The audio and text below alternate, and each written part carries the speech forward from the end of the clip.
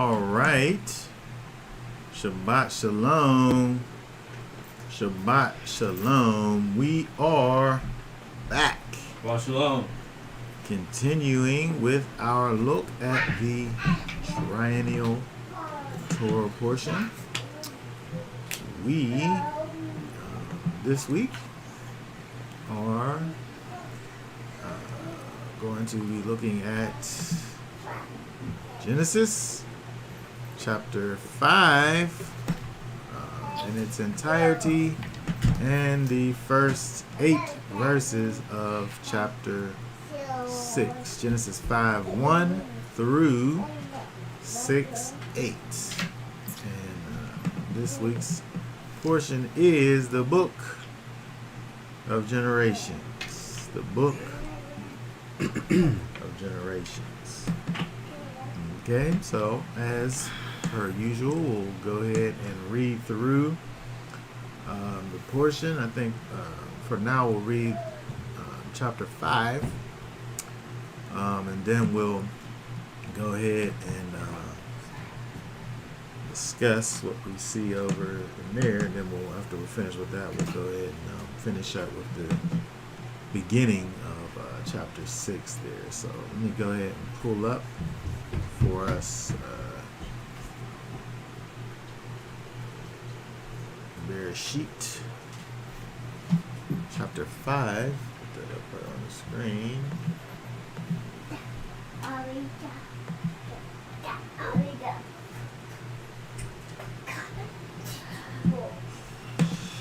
And go ahead and read that nice and loud. 5, Genesis 5. It says, "This is the book of." I gotta begin the scriptures. This is the book of the genealogy of Adam. In the day that Elohim created man, he made him in the likeness of Elohim. Male and female he created them, and he blessed them, and he called their name Adam, in the day they were created. And Adam lived 130 years, and brought forth a son in his own likeness, after his image, and called him his name Seth. And after he brought forth Seth, the days of Adam were 800 years, and he brought forth sons and daughters. So all the days that Adam lived were 930 years, and he died. And Seth lived 105 years, and brought forth Enosh. And after he brought forth Enosh, Seth lived 807 years, and brought forth sons and daughters. So all the days of Seth were 912 years, and he died. And Enosh lived 90 years, and brought forth Canaan. And after he brought forth Canaan, Enosh lived 100. Enosh lived 815 years, and brought forth sons and daughters. So all the days of Enosh were 905 years, and he died. And Canaan lived 70 years, and brought forth Mahalalel. Yes. And after he brought forth Mahalalel, Canaan lived 840 years, and brought forth sons and daughters. So all the days of Canaan were 910 years, and he died. And Mahalalel lived 65 years, and brought forth Yered. And after he brought forth Yered, Mahalalel lived 830 years, and brought forth sons and daughters. So all the days of Mahalalel were 895 years, and he died. And Yered lived 162 years, and brought forth Hanok. And after he brought forth Hanok, Yered lived 800 years, and brought forth sons and daughters. So all the days of Yered were 962 years, and he died.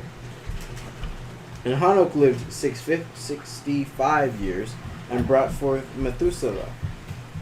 And after he brought forth Methuselah, Hanok walked with Elohim 300 years, and brought forth sons and daughters. So all the days of Hanok were 365 years. And Hanok walked with Elohim, then he was no more, for Elohim took him. And Methuselah lived 187 years, and brought forth Lamech. And after he brought forth Lamech, Methuselah lived 782 years, and brought forth sons and daughters. So all the days of Methuselah were 969 days, and he died. And Lamech lived 182 years, and brought forth a son, and called his name Noah, saying, "This one does comfort us concerning our work and the toil of our hands, because of the ground which Yahweh had cursed." And after he brought forth Noah, Lamech lived 595 years, and brought forth sons and daughters. So all the days of Lamech were 777 years, and he died. And Noah was 500 years old, and Noah brought forth Shem, Ham, and Japheth. Okay. All right. Very good. All right, so let's go back up here. A few things we want to talk about over here. In the book of the Genealogy of Adam. This is the book of generations. Sefer Toldut. This is another situation where we see in Scripture where we see this word Toldot. We spoke about this before with Genesis chapter 2. This is another example where we see this word being used. This is a generation, or this is the book of the generations. These are generations where what we see is kind of telling of the genealogies, or some type of more explicit explanation of family lines and connections and so forth. And so in this chapter, we have basically as it says, the genealogy of Adam, those who came from Adam through the line of Seth. And so, previously we saw, Adam and Hava's first born that they mentioned, Cain and Abel. And we saw what happened with that. And so we see, interestingly enough, where we look at this telling here, which begins with Seth. If we go down to verse 3 here and look, well, first of all, let's look at the name Seth, or Shait.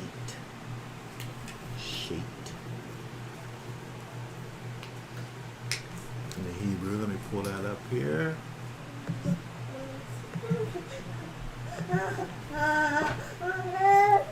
Alright, so if we see over here, let me go ahead and put this, let me move this.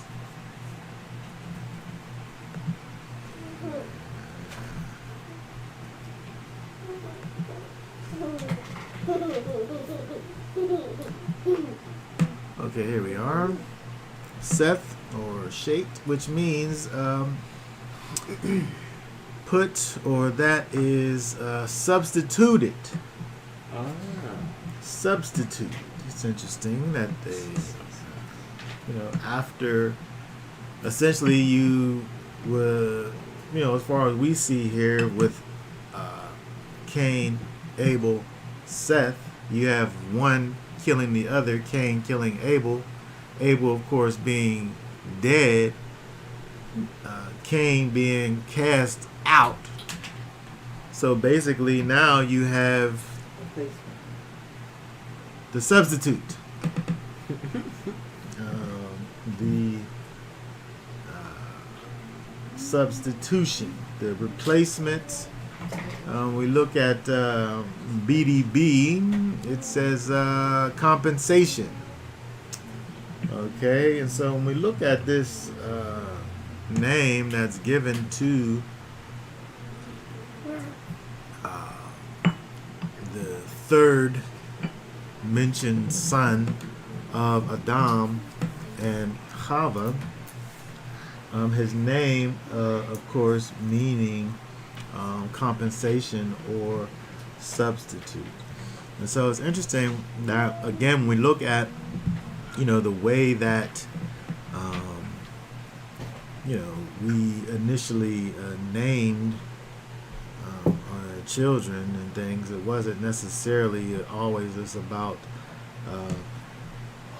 something cute or original, but it has significance. It has significance in our lives. It had a significance, and sometimes gave a short story about what was going on in our situations at the time of the birth of the child. And so we see that again over here with Seth here.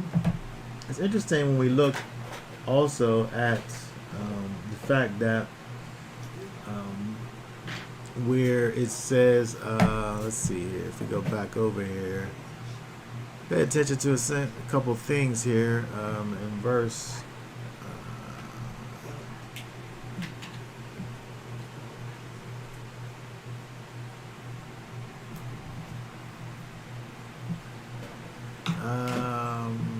I guess verse 3 again, where it says that he became, it says he brought forth a son in his own likeness after his image. This word here, which actually is the word that is translated as begot, can also mean became a father. And it's interesting when we think about Seth again as being the third son at this point, but it's almost as if he is the first son. Again, because you have a dead, murdered son and a cast away son at this point. And so when we see this word here, yalad, which means to begot or to bear, again also can mean to become a father, where it's not necessarily the first time that he's become a father. It's not the first time that he begot. But it seems as if, as far as in the fullness of time here, that he's kind of again starting again. And so I wanted to take notice of some of the words that are being used over here. First of all, we see again, as we look at verse 3, Adam, where it says how long he lived, he brought forth a son, he begot a son in his own likeness after his image. And then he called him Seth. And so we've already looked and seen where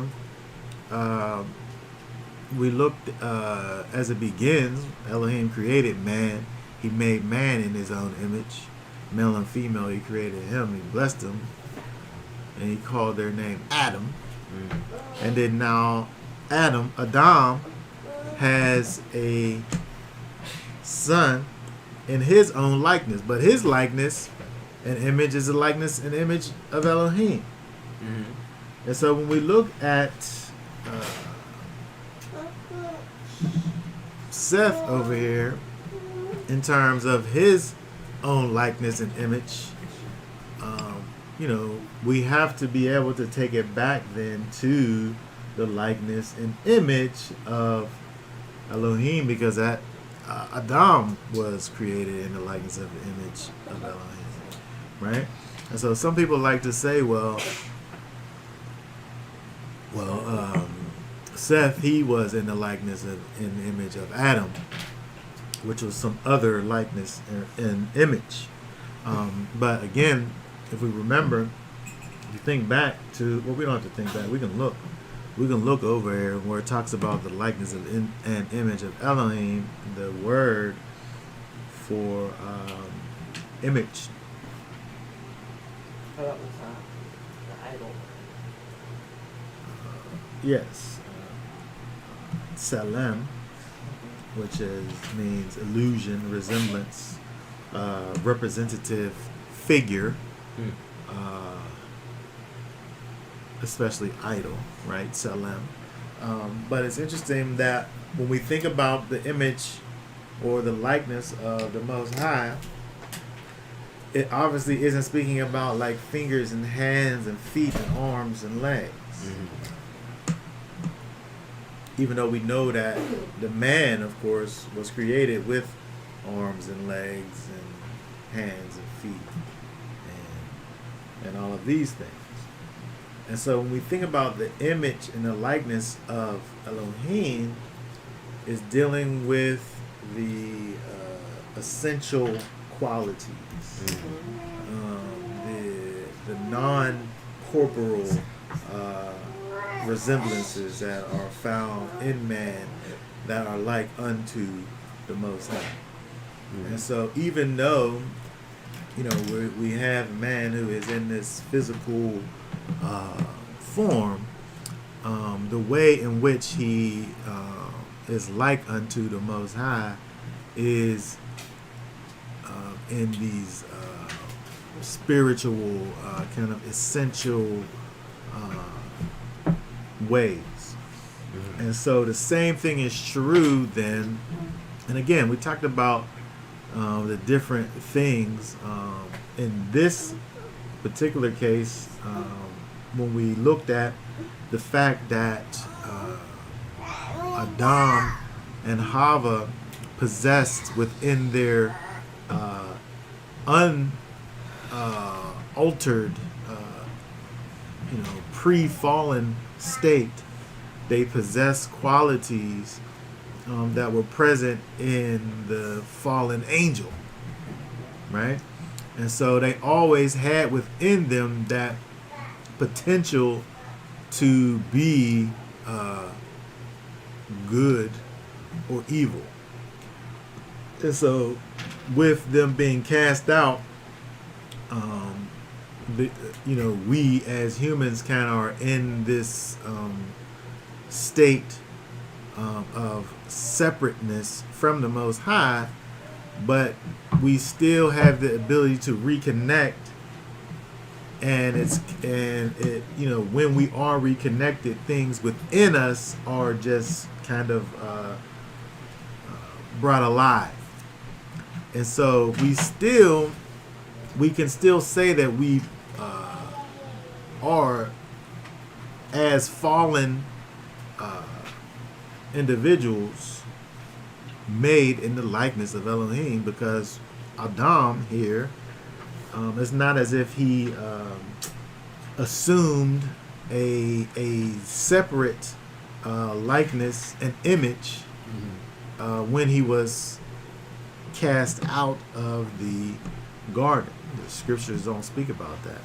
And I think that the fact that we're reminded that Adam was created in the likeness of image and image of Elohim And then it goes on to talk about Seth being in the likeness and image of his father Adam, helps us to kind of think about the continuity between the likeness and the image of Elohim, Adam, and Seth over here.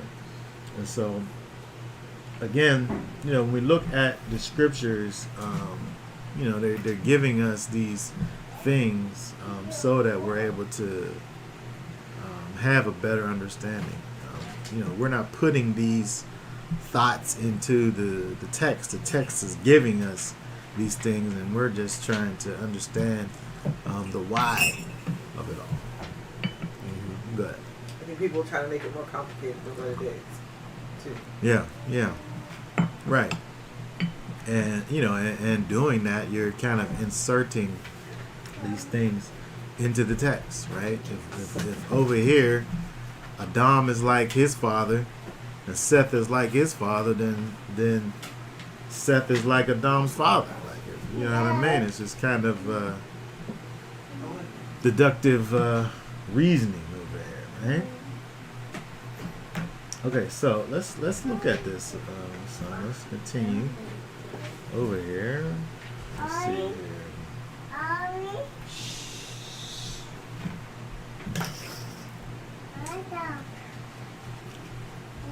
We could go deep, but we don't gotta go deep every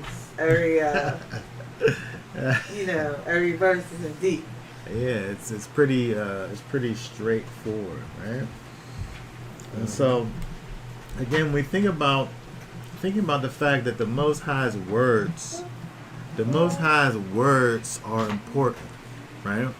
And so, again, as I was saying, people try to make it seem as though Seth was of some separate likeness, but again, the Most High inspiration is having for these specific words to be placed over here for a reason.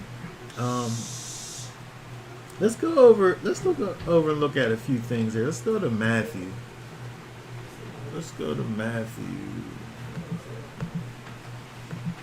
Matthew 20, Matthew 12. Matthew 12, read for us verse 36. And I say to you that for every idle word men speak, they shall give an account of it in the day of judgment. Okay, very good. So the Most High, it says, is going to give an account. We are going to have to give an account for every word that we speak. So he's going to, the Most High, the great judge in the white throne judgment, is going to hold us to every word that we speak.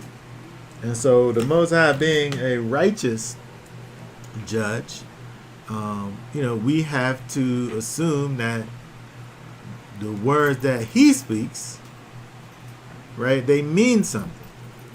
The words that he speaks, they mean something. That's why he wants for us to have meaning behind our words, right? He's not going to judge us by a standard that's above, what he would have. When we look at Yeshua, where he talks about the mote and the speck and the beam in the eye, right? That whole thought process is dealing with, you being able to judge the way that you would be judged, right? And so your judgment is based on your ability to judge a particular thing, right? If I'm someone who's guilty of XYZ, I can't judge you on XYZ. But if I'm somebody who have no problem, I have no problem with XYZ, then now I'm able to see clearly you know, XYZ, and judge you in like manner. And so again, we think about the Most High, you know, if he's judging in righteousness, he's not going to be guilty of the things that he's judging us of. And so again, we think about the words that inspiration have chosen. We believe that, you know, we are looking at the words that are coming from the Most High. We have to think that these things are here just not for nothing, right? They're here for a reason. Hebrews, let's look at Hebrews 4, 12 and 13.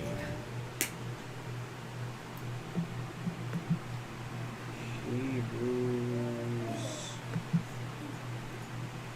4,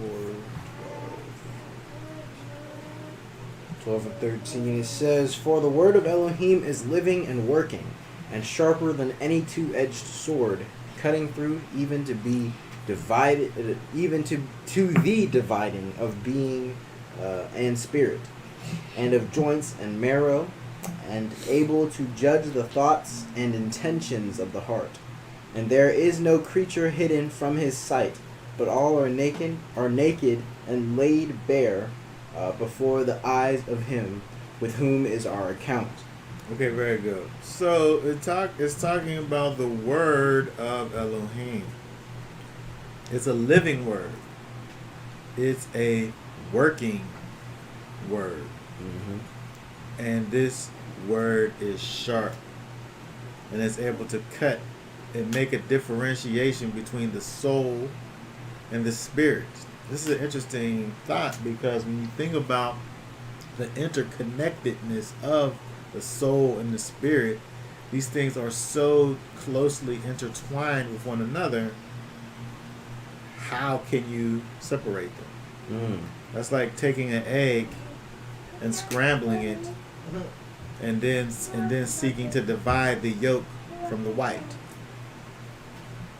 It's one thing if we're just looking at an egg, you know, unscrambled as a yolk and a white is, you know, you can just do that little thing where you let the white slide through your fingers and you hold on to the yolk in your hand. But when you have this mixed thing, when you have this created thing, right? The Most High took the dirt of the ground and he breathed of his breath of life into it, and it became a living soul.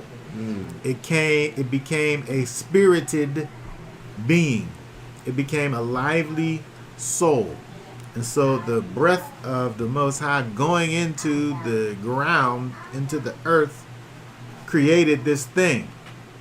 And so this verse over here is talking about the word of Elohim being able to separate those two things. Right? These things that are essentially unseparatable, the word separates it. The joints, and then so it went from this spiritual kind of high frequency thing to like a physical thing. Joints and marrow, right? Joints is, you know, like your elbow's a joint, and then the marrow's inside of the bone that makes up the joint. Right? These things that are seemingly unseparatable, the word of Elohim separates. And so we think about what that word is and its significance. The word of Elohim is not just happenstancely placed in these scriptures for us. It's giving us, you know, we're able to understand the Most High and his desires by the words that he's given to us. And so when we see these things like, you know, Seth being the likeness and image of Elohim, after it's given us, it just now gave us Adam being created in the likeness and image of Elohim. It's a continuation of that likeness and image, right? With Seth, and then again we have this, you know, this idea of begot, begot. This is kind of the this is the first appearance of the word begot over here. When it talked about the other two sons, the one that's gone and the one that was banished, Cain and Abel, it talks about the process. Adam knew Cain, and Adam knew Ahava and had a son. He knew her again and had another son. But when we had this idea of begot, we have this idea of Adam becoming a father. Yep. It's almost as if this is happening for the first time, right? This experience that's happened again, and we're saying this just because of the idea that the Most High, through inspiration, the words that He gave for the author of Bereshit to put down, we're just seeking to understand the words that are there in front of us. And He's given us this word, Yalad, which means begot, and helping for us to see this thing that's going on, where it's almost as if it's wanting for us to understand that Adam is becoming a father for the first time. Okay, so there's emphasis that's being placed on the relationship between Adam and Seth, and the position and purpose of Seth as being this one who is in the likeness and image of his father, who's in the likeness and image of his father, Yah.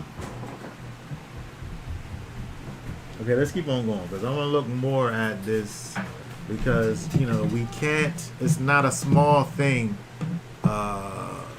The way that we think about the word of the Most High, and the words that He gives us. He's given us these words, so that we're able to know and understand what it is that He wants for us to know and understand. Let's look at Psalms 33 and 6.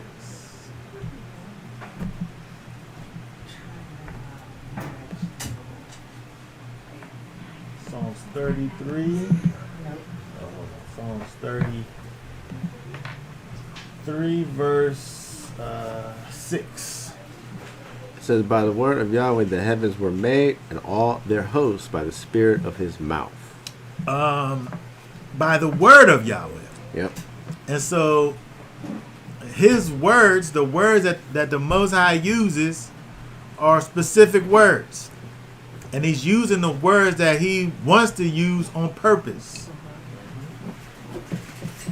He's saying a specific word because He wants a specific result to happen because of the word that He chose to use. Mm-hmm. And so again, we have to look at this, and we'll see this again, as we look further down in this chapter, this idea of the Most High and His intentions, right? And the fact that He's specifically doing things, He's specifically saying things because He wants to bring about a specific result, or a specific understanding. He, by His word, it says, made the heavens, the breath of His mouth. Right? He didn't have no idle speech. If He would have been in the beginning of creating the heavens and the earth, and He's trying to make boulders or mountains, and He says like cantaloupe,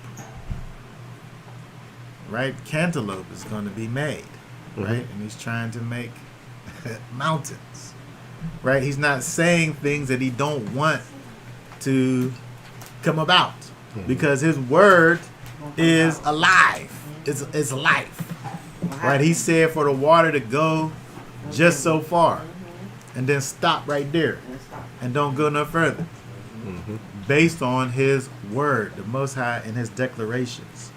And so again, this is an important thing to think about when we think about how we're supposed to look at these. Again, when we go back to Bereshit, this is a genealogy. It's a genealogy. This one begat this one. This one was this one's daddy. This one lived this long until he had this one. And then that one lived so long until he had that one. Like, what are we supposed to, gain from these words that are given to us? We could think about it kind of in that frivolous kind of way, or we could understand that this word is a living word, and even though we could just on the surface look at this as being this kind of insignificant, kind of, non-important list of facts, or we could seek to understand what we can really gain from these things, because he didn't just put these words here just for nothing, right? Because each word that the Most High speaks is important. Let's look at Isaiah Yeshayahu 55.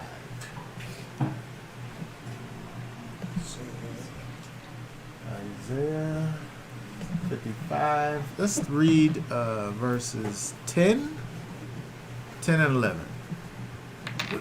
For as the rain comes down, and the snow from the heavens, and do not return there, but water the earth, and make it bring forth, and bud, and give seed to the sower, and bread to the eater, so is my word that goes forth from my mouth. It does not return to me empty, but shall do what I please, and shall certainly accomplish what I sent it for. Okay, very good. This is interesting because it begins, again, helping for us to understand these spiritual matters from a physical standpoint. The rain don't just come down for nothing. Like sometimes, us in these physical realms, rain can be kind of a nuisance for us at times, and get to places where we don't want for it to be at. But that's the thing about water. Water, it finds its way. It's like electricity, and it travels the path of least resistance. It's gonna find a way. Water is, and so when we think about the fact that this rain, it comes down, this water from above comes down, it's doing something. It may not necessarily be doing what you want for it to be doing, but it's doing something.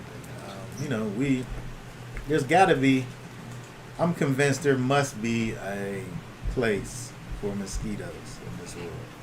Oh, there is. I don't know what that is. I don't know what it is, but they need to be here. I don't know why, but for some reason they need to be here. But what'll happen is rain will come down and a puddle will form, and that's the perfect place for mosquitoes to lay their little mosquito eggs, and they'll grow in those little puddles or buckets that you leave outside, or bird baths that just sit unattended. It's the rain coming down. Vegetation, of course, needs water, right? It needs rain.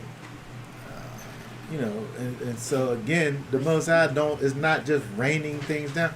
He washes. I feel like when winter happens, even in our modern times, winter happens, and for us in the city, that means salt happens, and everything is salty, and the rain, the residue of snow and things is all around. And then, but when that time is over, it becomes time for rain to come, and the rain comes and washes all of that former season away. It's almost like a cleansing type of a thing that happens with the rain. But again, we're talking about the Most High sending out His things, and them having a purpose. And so the same thing is true when we think about His word, and that's the picture that we're seeing over here with Isaiah, is that the Most High is saying what He, or having said what He wants to have been said for a particular reason. Okay, and so when we look at again, when we go back to Bereshit, pull it back up there in chapter 5, just want to take notice of the things that is given to us, the importance of who the third son of Adam is, Seth, who again, the way that he's spoken of, in a way puts him in the place of the first son. He has things connected to him that the other two, as far as the text is concerned, never had. And so it's interesting that we look at that. But not only Seth, let's look at as we go down. And so I want to think about the fact that when we go down in the text, we see, as it deals with the various people, Seth, it says that Seth lived and he died. Seth had a son, Enosh, who lived. He lived and he died. Right? Enosh had Kenan, and Kenan lived and he died. Right? And the same with Enosh, Mahalalel. They all of them lived and they died. Right? This is how it describes their entire existence. They lived, they had children, and they died. We don't learn nothing else. But I feel like this is what inspiration wants for us to know about them, or would have said something else, right? It says that they lived, they chayad, and they muted. They lived and they died. They had an experience on this earth. They lived their lives, whatever that entailed. Long time too. And they died.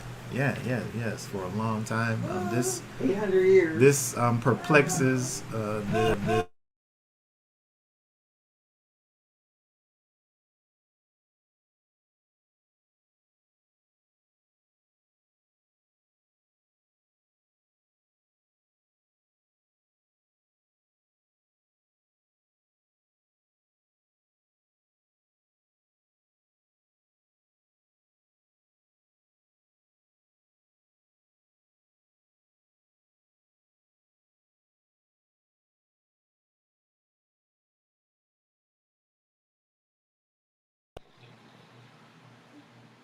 One second.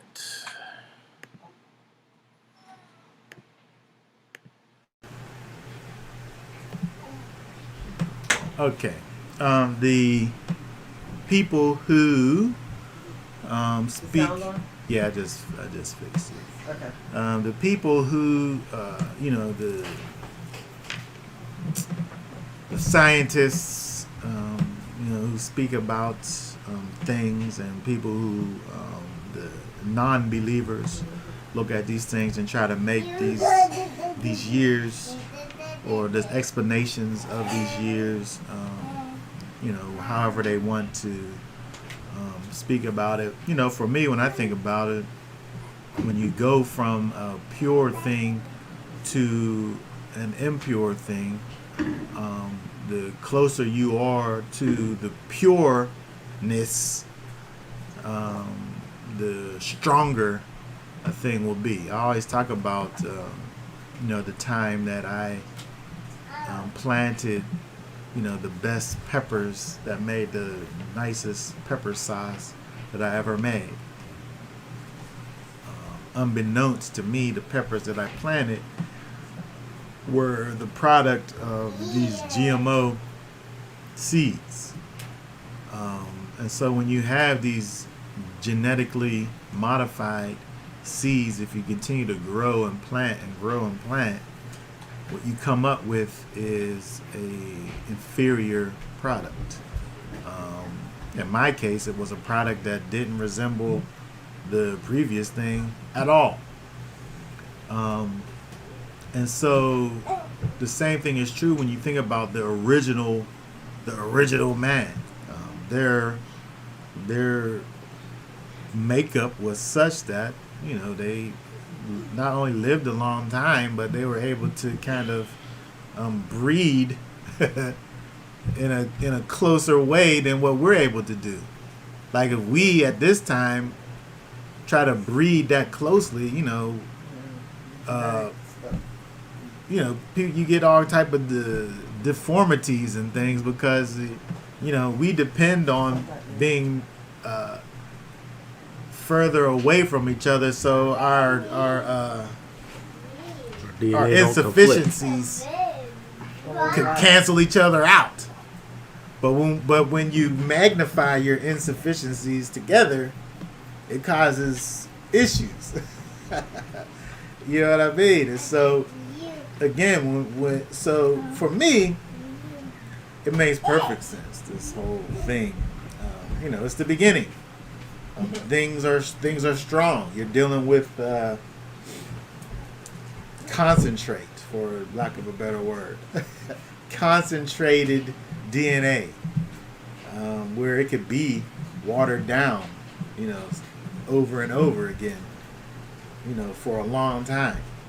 But if I'm now starting off with something that's watered down, watering it down even more is just going to diminish it. So for me, when I look at these things, it's not, I don't have a problem. I understand it. And then either, same thing when you further down look in the scriptures where the Most High even makes an account for this and says, you're not going to live this long no more. You're just going to live for this long, right? And so we see that the time goes by, right? The time goes by, and then there's a stop to all of this. And so these things, we have answers to all these things, but kind of went off a little bit. But what I was getting to was when we see all of these forefathers that are mentioned over here, it has the same thing to say about each of them. They all lived their lives and died, but Enoch, it says he walked with Elohim. Right, the rest of them, they lived so and so years and begot this one and so on and so forth. But Enoch, it says that he walked with Elohim. Let's see here. Let's go down to verse 24. Well, let's look at that word there, walked.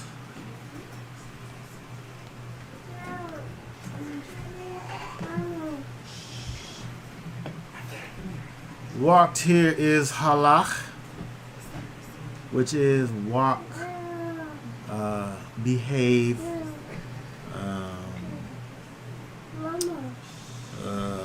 continually conversant, to move up and down. Enoch, his life, his way of life was about being with Elohim. There was a dedication that was involved in Enoch's life. Something that was different than his fathers and the fathers before him. We know that because that's what we're given. The other ones, they lived and they died. They had kids and they died. But this one here, he walked, it says, with Elohim. He had a purpose.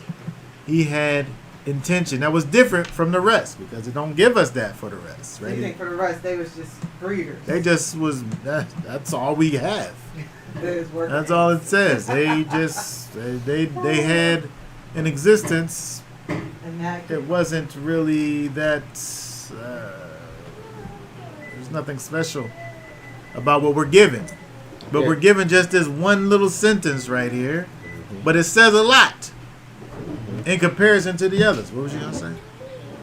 Yeah, it's like anybody, notoriety. I mean, for the sake of lineage, it's like this person begot this person, and if they did anything notable, then it expounds on it. You know what I'm saying? That changed the course of history or needed to be noted, you know? Yeah. Otherwise, if they just lived a basic life, Yeah. they lived. All right, here's their children, their child, or whatever. And moving on to the next one. Yeah.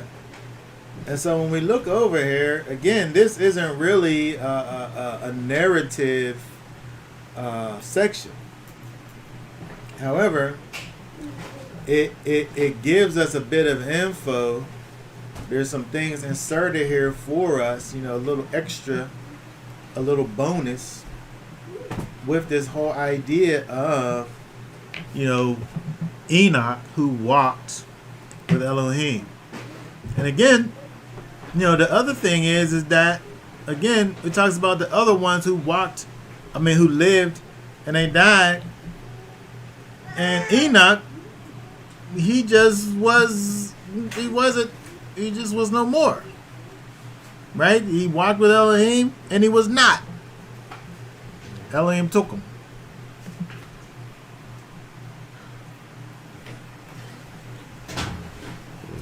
Right? Which is an anomaly over here when we look at this. And then it just goes back on to the rest. And so it forces us to look over here at, let's talk about the idea.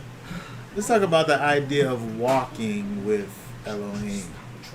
Of walking with Elohim. Let's look over at Colossians. Let's look at Colossians 2 and 6.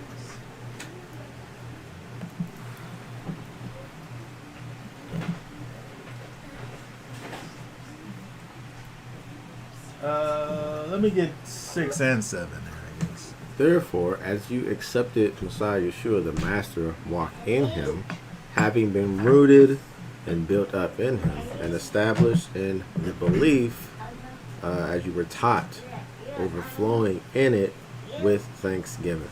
Okay, so when we talk about the idea of walking in Messiah, you know, this is how we talk about someone who is behaving in a way that is rooted in the character that is bestowed on us by Messiah. When we walk in him, we're walking in the Ruach HaKodesh. We're walking in the Spirit. You know, this walking in Messiah is what Messiah actually came for, you know, to do for us, to cause us to be able to be reconnected to the Most High, and manifest his character in this earth. And we see with, it's interesting, when we look at Enoch, we look at the fact that he lived in this time that, you know, relatively speaking, was close to the time when, you know, man actually walked with the Creator in the garden. And because of sin, because of the transgression the Most High's law, we were separated from the Most High. And it talked about, we read in Romans, because of one man's sin, we all suffer the consequences of that sin. But Enoch didn't. Mm-hmm. He didn't suffer the consequences. He didn't suffer the consequences of sin. He never died. It don't talk about him dying. It talks about him. It don't say that he lives, truthfully, right? It say that he walked with Elohim. But his existence was about a connection with the Most High. Him walking with the Most High. Let's look at Deuteronomy 28 and 9.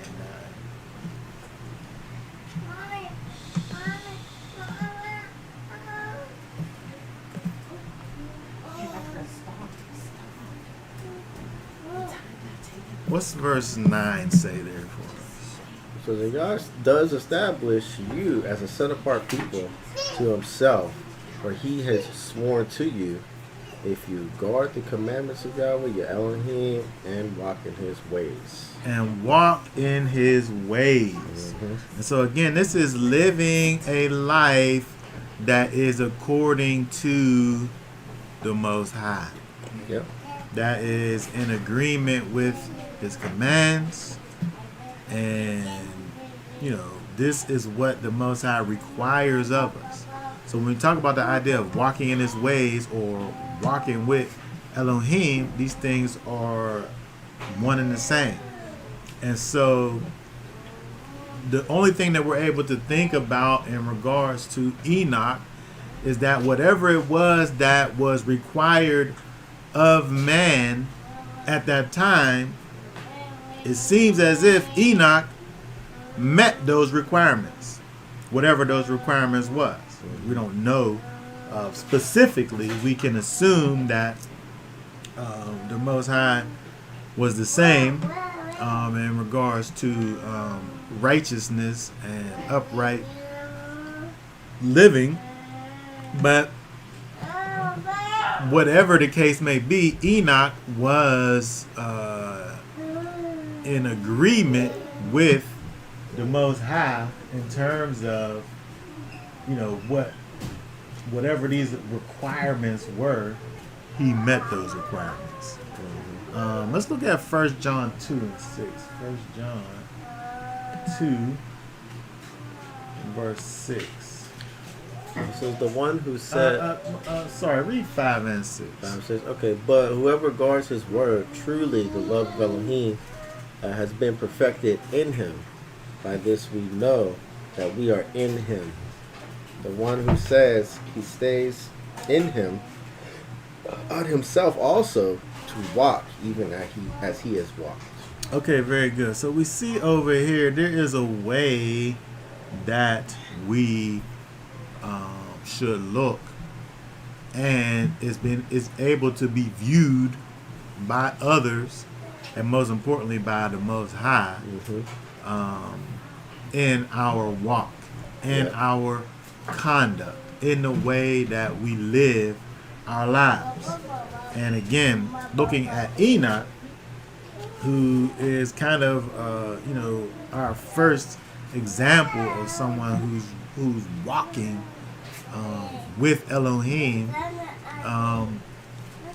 helping us to understand that our life, it's almost as if we look at these other ones who are listed, and they had a life, they were alive, they lived, but their life wasn't necessarily connected to the Most High. And we're just saying that because there's no mention of it. Maybe we could find other places where we see that there was that connection. But when we look over it in Bereshit chapter 5, the words aren't there for us to build on. But Enoch, it makes special mention that his life, that the character that he exhibited was something that was pleasing to the Most High. And, again, he didn't suffer the consequence of death like everyone else who lived up until that point and then after. Well, I guess except for Elijah. Yeah, like which always, I mean, the scriptures, talk about the wisest man and Solomon, and I mean, granted that the men who Elijah wasn't like ruler over the whole nation, and I guess likewise don't really talk about that with Enoch, because with Enoch it don't say talk too much about his life. At least in the immediate scripture, but enough to say, yeah.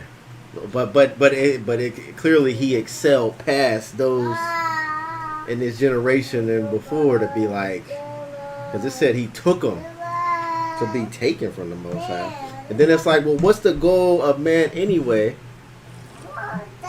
Is it to be taken? Because to get to that level of whatever he was doing, where the Most High come and be like, all right,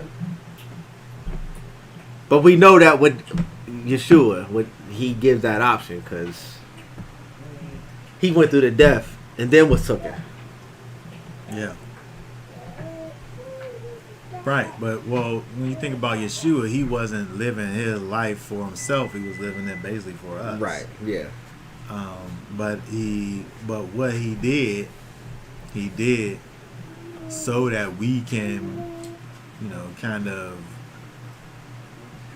walk behind him, get the benefits of what we see with Enoch. Right. Exactly. Yeah. So that we could be with Messiah, be with the Most High. Enoch walked with Elohim on this earth, and then the result of what he did on earth led him to be with the Most High in eternity. And so, this one little sentence, it really says a lot, because if we could just live our lives walking with Elohim. It's interesting because, again, the living part is not even mentioned. The only thing that we know of that Enoch did was walk with Elohim. And so if your whole life was formed and patterned around your connection with the Most High, I feel like when we look at Enoch here, even just in this one sentence here, we're able to think about like Yeshua, who came and he lived a life, and his life that he lived was all about the plan and purpose of the Most High. Right. He didn't say what he wanted to say. He said what the Most High wanted for him to say. He didn't do the things that he wanted to do. He did the things that the Most High wanted for him to do. His claim to fame, Yeshua's, involves what he did in the service of the Most High and helping other people who needed help, healing the sick, causing the blind to see, the deaf to speak, the dumb to speak and the deaf to hear, the lame to walk. Like, these are the things that Yeshua, when he walked this earth, is known for. He's not known for, these. Well, he's known for doing these marvelous things, but the marvelous things that he did was for other people. It's not like, I guess there's one thing I can think of that was marvelous that he did was walking on water. It was pretty spectacular. Which it didn't necessarily involve anyone else when he did it.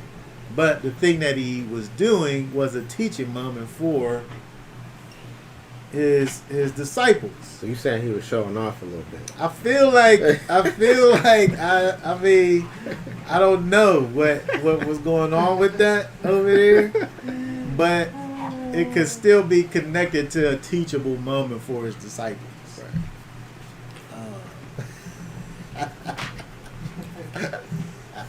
I don't want to say that he was showing off necessarily. I don't know what he was doing. I don't know. It's a joke. He's like, I can do this too. Yeah, right. I don't know what he was doing. It's like I make mess with him a little. Respectfully, I don't Yeah. know what he was doing. But the point is that his life was patterned around what he was able to do for the Most High. And so his connection to the Most High was what defined him. And that's what we see with Enoch here. That's what defines him. Not, how whatever he did in his life, who even knows. But his defining thing about him that's so special that it even is needs to be mentioned in this place where nobody's accolades is even mentioned over here. We read about Lamech over in the other thing where it talks about his descendants and the wives and the tools and the things. We see his accolades over in another place, but over here he just lived and he died. It's nothing significant. But Enoch, he walked with Elohim, and then he was no more. Oh, how could we forget Moses? Moses we was forgot like Moses. unto Yeah. Enoch, because I guess he died. I guess Moses died, Over there. but nobody knows where the body at. Where the body? I say he was taken. He was took. I don't know where he is. Well, we know where he is. Yeshua showed his three closest disciples. Wherever Enoch got took to, Moses was there with him, and Elijah. And so when we look at these people who, they lived this life that we're able to look to as examples, the things that stands out over here, and again, the disciples saw Yeshua there with them in his glorified state, and so their life, these people's lives, were about living for the Most High and walking according to the Most High standards, to behaving in a way that is, that manifests the character of the Most High.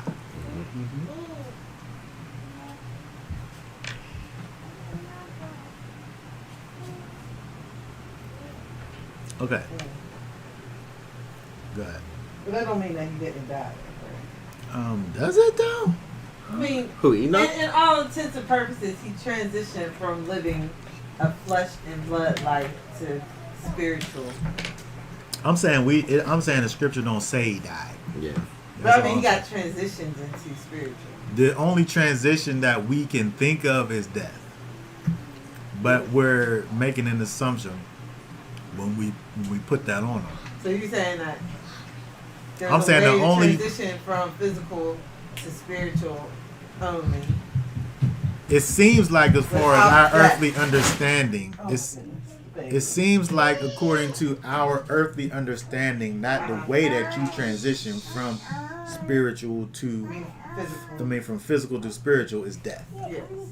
That's your transition. But somehow he Transition. was physical and then ended up with the Most High, who's spiritual, but it don't mention his death. And so, did he die? It don't say that he did. It says that he was taken. Yeah. The other one said they lived and they died. It don't say that he died. Yeah, he got transferred over. He just, I He feel just like got he just. transitioned. yeah, he I don't know if he was on the angel level. I don't know what he, but clearly something happened. there's another side to it, like the side that Yeshua's on right now. Like when he said that he left with the disciples and he said, "I'm gonna go prepare a place for you," and they doing stuff that we don't know about. So could be over there, Yeah. doing whatever they doing. Transition, I don't know what it was. I don't know.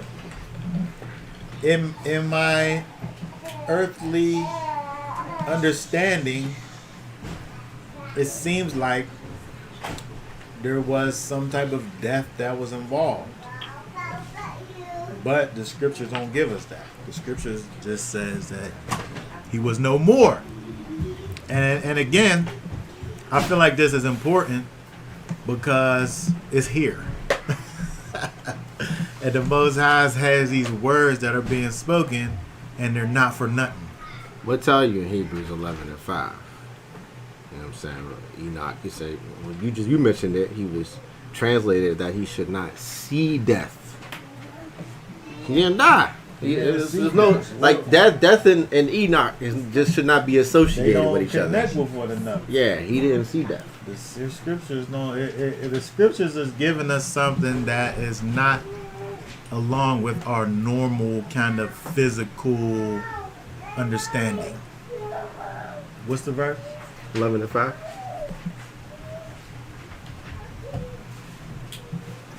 And by belief, Enoch, which is Enoch, was translated so as not to see death, and he was not found because Elohim had translated him. It says, for before his translation, he obtained witness that he pleased Elohim. Yeah. And so, don't talk about death in relation to Enoch. It talks about him not being in this earthly realm anymore. Yeah. And it talk about him being with the one who he spent his time on this earth with. In regards to him walking with Elohim. Mm-hmm. All right, let's keep on going over here. Let's look down. Let's go. Let's see here. Oh, okay. So let's just go ahead over to the next chapter then. Let's read in Genesis 6. Let's read Genesis 6 down to 8. Genesis 1 through 8. And it came to be, when men began to increase on the face of the earth, and daughters were born to them, that the sons of Elohim saw the daughters of men, that they were good, and they took wives for themselves of all whom they chose. And Yahweh said, my spirit shall not strive with man forever in his going astray. He is flesh, and his days shall be 120 years. The Nephilim were on the earth in those days, and also afterwards, when the sons of Elohim came into the daughters of men, and they bore children to them. Those were the mighty men who were of old, the men of name. And Yahweh saw the wickedness of man was great in the earth, and that every inclination of the thoughts of his heart was only evil continually. And Yahweh was sorry that he had made men on the earth, and he was grieved in his heart. And Yahweh said, I am going to wipe off man whom I created from the face of the ground, both man and beast, creeping creature, and birds of the heavens, for I am sorry that I have made them. But Noah found favor in the eyes of Yahweh. Okay, very good. All right, so we see over here, if we go back up here, a couple of things we want to pay attention to. All right, so if we go back up to verse number 1, we see that the people that are involved in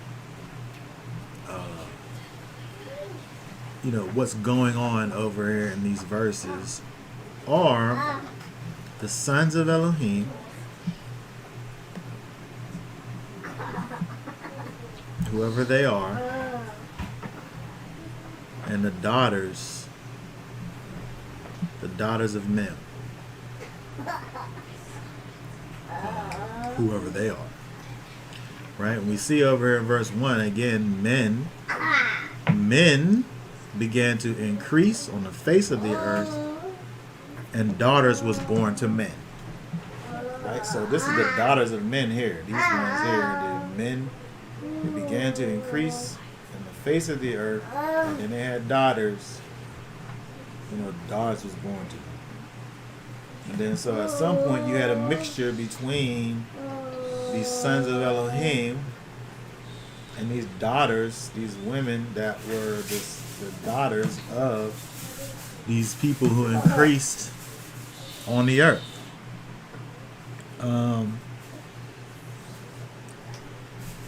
And so when you think about, first of all, the fact that,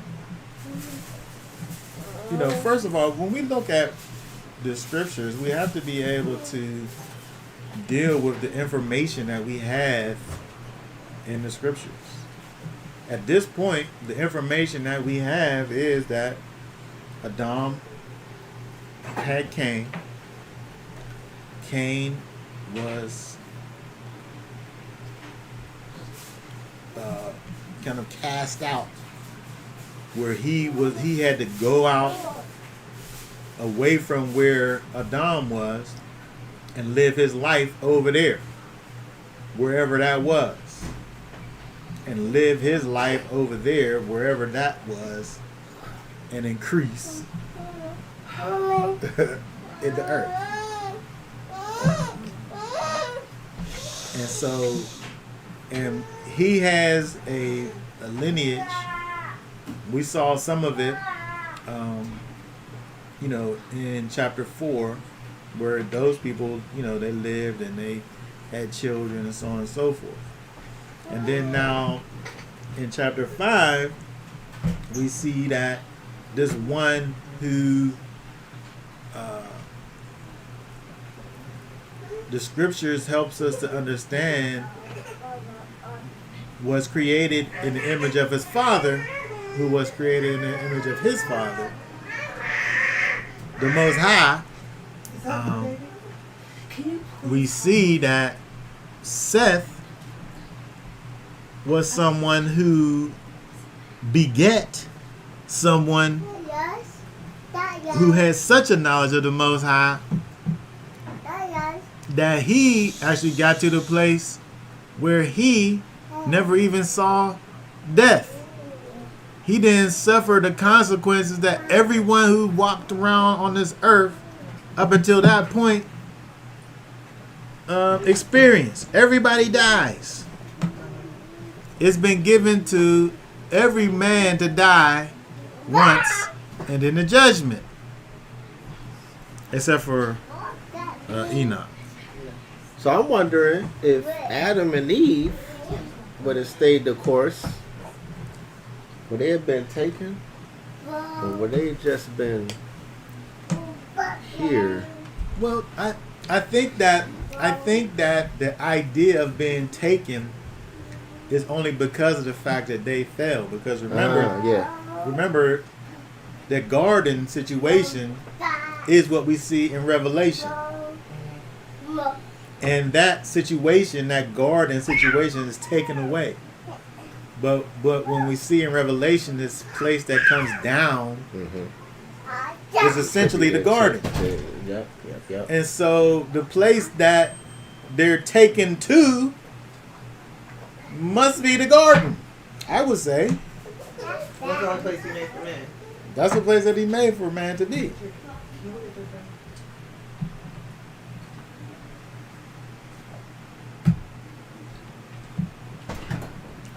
I don't see that. I don't see.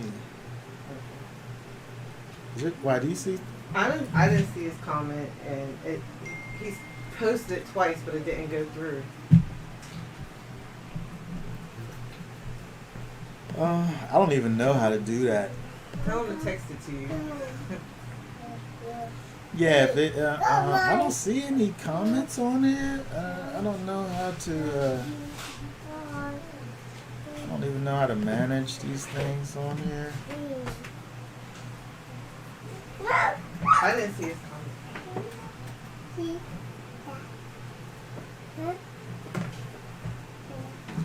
Tell him to text it to you. I see. I do see Shula's on here, but I don't see Cam on there. So maybe there's something going on with that. Maybe he can just have his Isha put it in there, text, if he's having difficulties there. Or texting personally, I guess. But okay, so I'm saying that when we look at chapter 6, the context that we're given is based on the foundation that's already been established. There's far away peoples that are wherever they are, and then there's because again the scriptures here, the scriptures really is dealing with a particular family. It's all bringing us is showing us, it's working backwards, but this is Moses, right? It's writing, and so he's giving you where he came from, this family lineage, right? Working all the way back. And so these things are all connected. They're connected to one of these two sons over here. Moses is. The one he's connected to is going to be Seth. Right? That's where his line comes from there. And then Cain, the other son, who was, he had these other sons and these other peoples who went to these other places. And so I'm saying that when we look at chapter 6 and it talks about the sons of Elohim and the daughters of men, I feel like it's not introducing for us new characters. Is giving us characters that we already have learned about. Yeah. In the previous part of the book. And we're only 6 chapters in, right? And for this to be dealing with some extra characters, I don't know how we get these extra characters because the Bible, the book, didn't tell us about them up until this point. Yeah. And so, let's just talk about who we could say that verse 2 is referring to. I'm saying that the sons of Elohim are those that are righteous, those that are walking with Elohim, those that come from the ones who were described as being in the likeness and image of Elohim, those that came from Seth. And the daughters of men, I'm saying, is the daughters of Cain. Those that were separated from the Most High, who was living a life not connected to the Most High and doing whatever things that they wanted to do in their hearts. When you just think about what is happening here, you have those that are connected to the Most High, who connect with these who were just not mentioned with the Most High, and then after they connect, there's debauchery.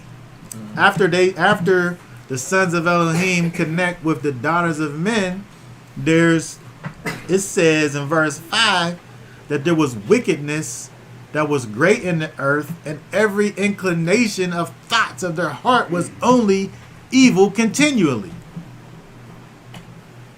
And so I'm saying that the scriptures seems as if the sons of Elohim are the good guys over here, and the daughters of men are the bad guys, and they corrupt the sons, and then we have this situation. I feel like this is what the text gives us up until this point, chapter 6 of Genesis. But when we look at what people have to say about it, that is reversed, where the sons of Elohim actually are the bad guys and the daughters of men are the good guys.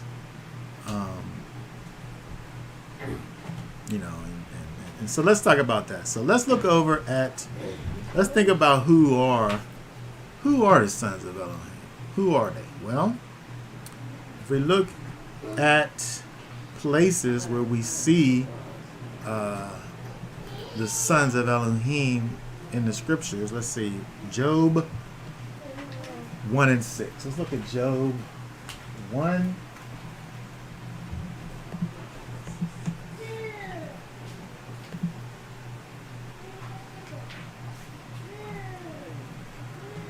and 6. Read that. And the day came to be that the sons of Elohim came to present themselves to Yahweh, and Satan also came along with them. Okay, so when we look at Job 1 and 6, and also Job 2 and 1, read 2 and 1 for us also. Again, the day came to be that the sons of Elohim came to present themselves before Yahweh, and Satan also came along with them to present himself before Yahweh. Okay, when we look at Job 1 and 6 and Job 2 and 1, and also Job 38 and 7, these sons of Elohim are angels. They're angels in Job. And so, hold on.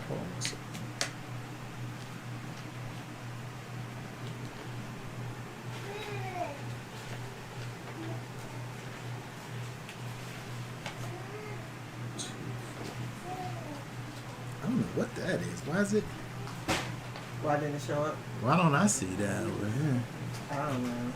I don't know, something's going on with this. I can't see everyone's comments. If you're making comments and I don't see them, just maybe tell them to somebody who could see them. Let's before we go, I want to look at this here. Let's see here. It pertains to the vision of that man being created. Let's okay, because we're talking about this, right? We're talking about, I'm saying that Seth was created in the image of Elohim, and it don't talk about Cain specifically being created. It don't mention it in his image. So let's look at real quick here, because this still helps us to end this thought over here about these, what I'm saying is the righteous bunch and the unrighteous bunch in Genesis chapter 6. Let's look at Ezekiel. Okay, hold on. Ezekiel 1.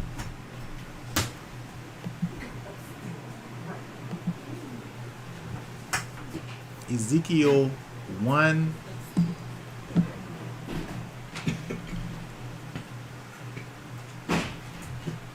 Ezekiel 1 through 7. It says, and it came to be that in the 13th year of the 4th month, on the 5th of the new moon, as I was among the exiles by the river Kebir, the heavens were open, and I saw visions of Elohim. And on the 5th of the new moon, in the 5th year of the sovereign Yochayakin's exile, the word of Yahweh came expressly to Ezekiel, the priest of the sons of Bazu, in the land of the Kasdim by the river Kebir, or Kabar, and the hand of Yahweh came upon him there. And I looked and saw a whirlwind coming out of the north, and a great cloud with fire flashing itself. The brightness was all around it, and out of its midst, like glowing metal, out of the midst of the fire. And out of the midst, it came what looked like 4 living creatures, and this was their appearance, that they had the likeness of a man. And each one had 4 faces, and each one had 4 wings. And their feet were straight feet, and their soles of their feet were like the soles of a calf's foot, and they sparkled like the appearance of polished brass. Okay. So the question is, as it pertains to this vision of Elohim and man being created in the image of Elohim, and also Daniel's vision of the Ancient of Days. So here it's talking about these angels who had the likeness of a man. So what word is that there? Likeness.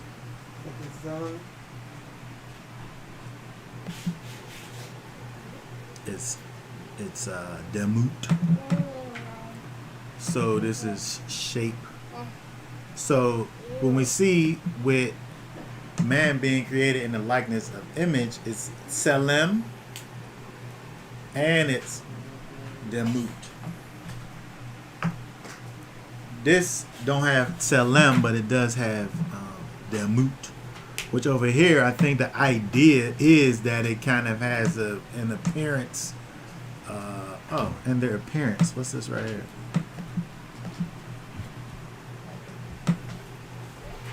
In the midst, likeness, and their appearance was like. Oh, that's another word. And so I'm saying that likeness and image, this collection of the two things, selem, demut. In this particular verse, I believe that there's a physical image that's a manly kind of an image to these animals that has wings and faces. So I think that it is giving you a thought about a form here. It seems like that's the context over here. Different from the idea of whatever the Most High's likeness and image is and how that relates to man. Because I don't think that the Most High has a physical body unless you talk about unless you're talking about Yeshua. Right. And so okay, so that was that over there. So let's go back over to And us too. You supposed to be part of the body. You said body. right, and so I think it's similar in the fact that the part of the word. I mean, this word is used. It's this word for likeness. This demut word.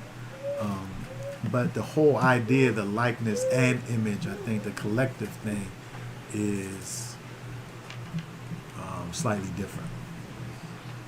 Okay, but when we look over, again, thinking about who are the sons of Elohim, when we look at Job gives us sons of Elohim and is dealing with angels. And so if we only have Job, then Job is saying that, as far as the scriptures on a whole is concerned, sons of Elohim must be angels then. Because we've seen 3 times over here, it's, speaking about angels when it says it. So if we go over to Psalm, let's go to Psalm 82. Psalm 82.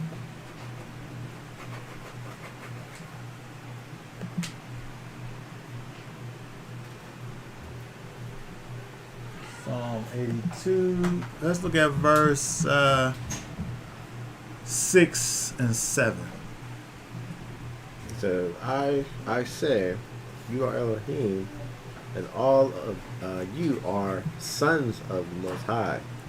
But as men you die and fall as one of the heads.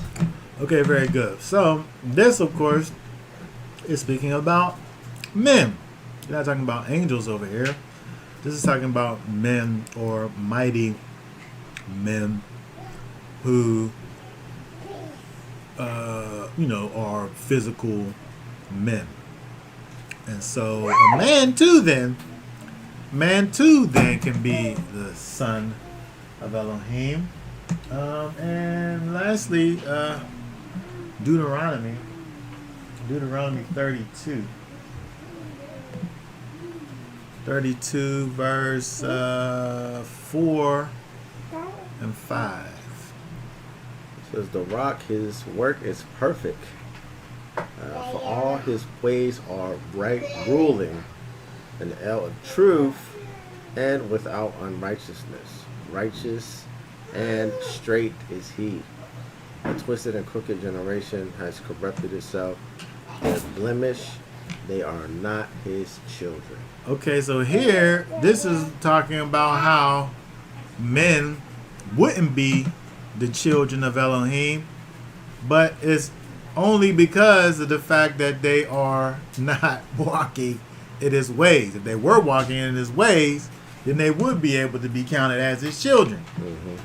The thing that's keeping them from being his children is the fact that they're twisted and crooked generation and corrupted themselves. Mm-hmm. Right? And so it's almost as if they had a particular position, and then that position was taken away as a result of their twistedness and crookedness.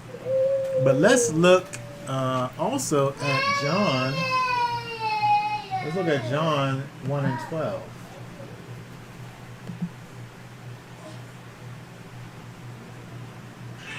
But as many as received him, to them he gave the authority to become children of Elohim, to those believing in his name. Okay, so when we look over here now, these ones who believe in Messiah, those ones are called the sons or the children of Elohim. Or we look at Romans 8.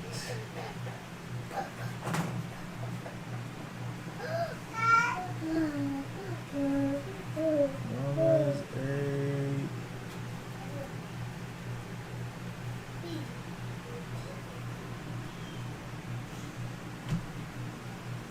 14.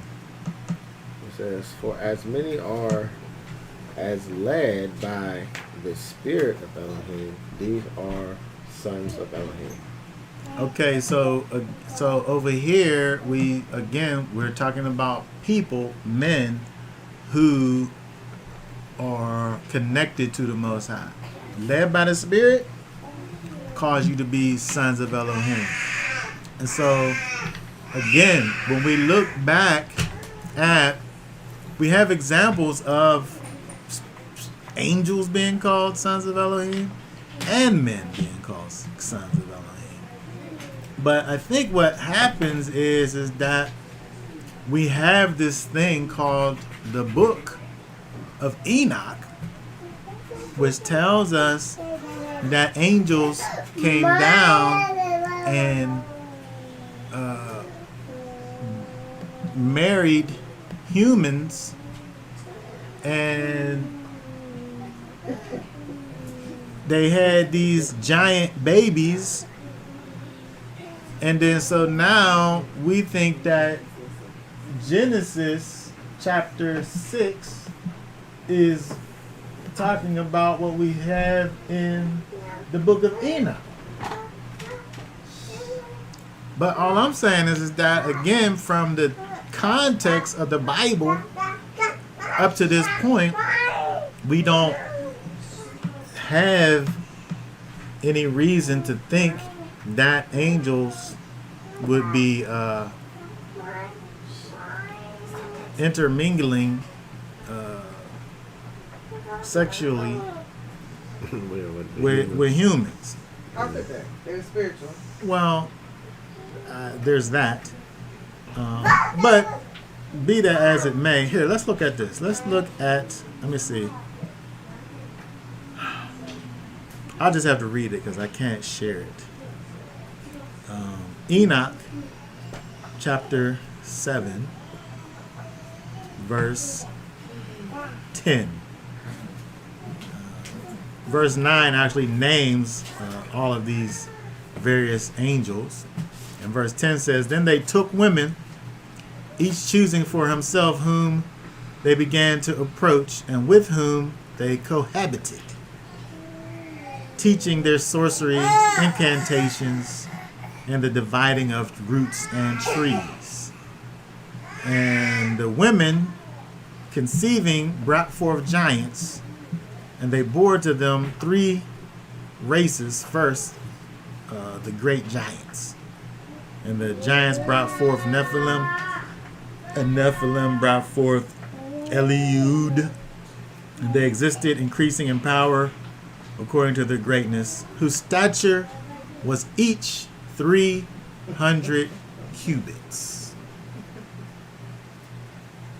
Okay, so I want to talk about this because I'm saying that the only reason why people look at Genesis chapter 6 and say that sons of Elohim is angels is because of the Book of Enoch. And so I was doing some mathematical things today. And so 300 cubits is about 450 feet. And so when a baby's born, say that you're a 10-pound baby. And say that you grow up to be a 200-pound man. You were born about 5% smaller than what you end up being in pounds. 10 pounds is what percent of 200?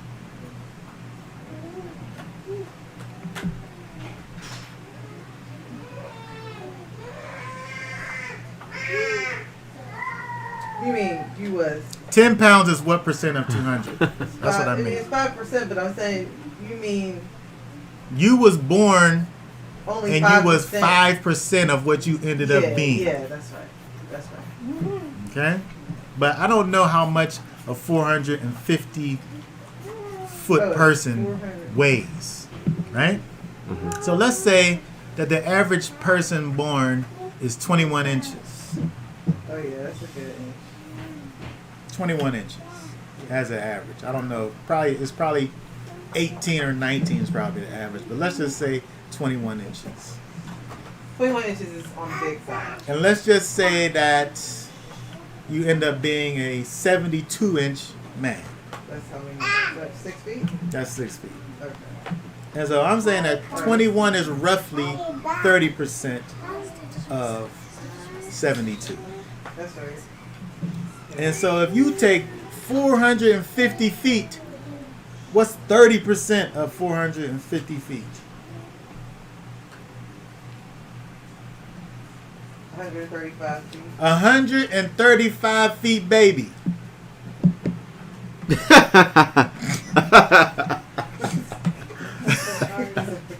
How many inches? It's laughable, right? That's 1,620 inches. I don't understand it. Like if an elephant has a baby, right? It's a huge baby, but like in relation to the elephant, like it's just a little percentage. And so we're talking about these giants that was 450 feet. Like the steel building's like 800 feet. So we're talking about half of the steel building. That's like 30 some stories tall human being. I'm saying I just don't believe it. Me either. I don't believe that. Me either. It's hogwash to me. That sounds crazy. Yeah. 450 feet person. You know, that's one part of it. Well, it can't come from a regular lady. But this regular ladies is who it is though. They're It's nursing. regular They're ladies. nursing them. They're the nursing daughters them of and- men. They're regular ladies. Yeah, nursing this big old 100 and what we say? 135 foot baby. How do it come How tall out? is 135 feet?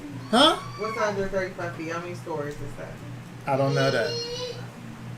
It's 30% of 45 stories. I mean, 62 stories. No, of 80. So it's a third of the steel building. I'm saying the steel building is I mean, 800. it's a So you take half. If you took half of the steel building and then took a third of the half. Math major, what is it? it's a sixth of the steel building. Oh wow, that's impressive. That's impressive. Thank you for that. I don't know how tall my house is. I'm trying to figure out how tall My point is, it's probably about 30 feet. 30 something. So it's like feet. over 4 times what our house is. Yes, but we're talking about a baby though.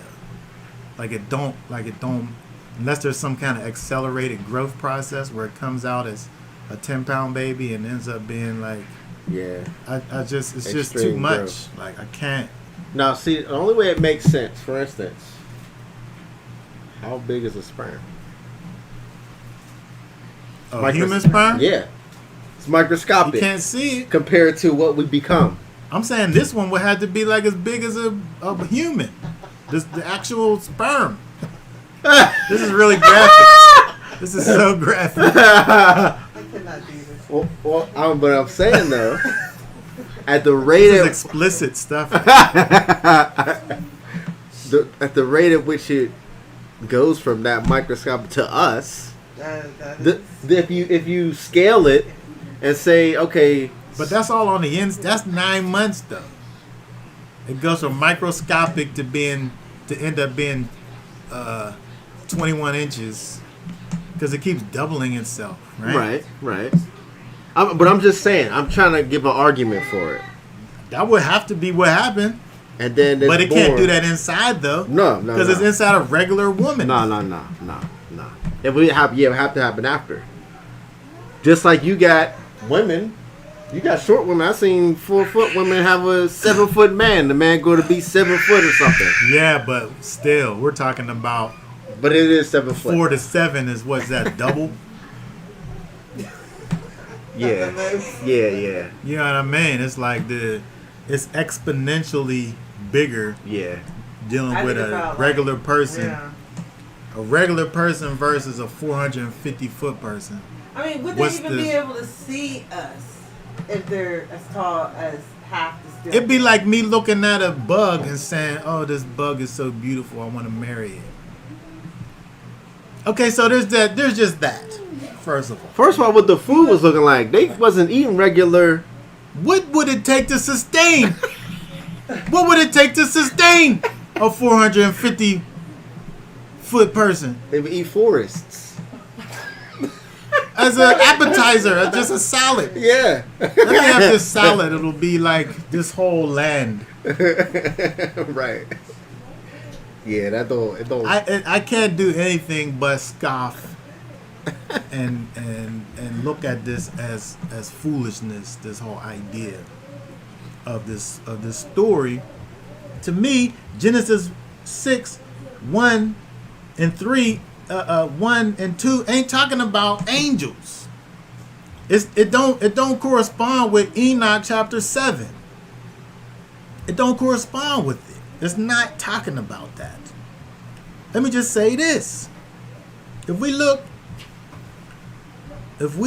at,